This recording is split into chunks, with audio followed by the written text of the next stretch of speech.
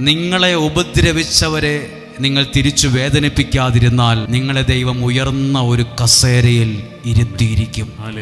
ഒന്നുമില്ലാതിരിക്കുന്ന ഒരാളെ എല്ലാം ഉള്ളവനാക്കി മാറ്റാനും ദൈവത്തിന് കഴിയുമെന്ന് ഈ പുസ്തകം പഠിപ്പിക്കുന്നു. ഒന്നുമില്ലാത്തവനെ അനുഗ്രഹമുള്ള എല്ലാം ഉള്ള ഒരുത്തനാക്കി മാറ്റാൻ ആർക്ക് പറ്റും? ദൈവത്തിന് പറ്റും.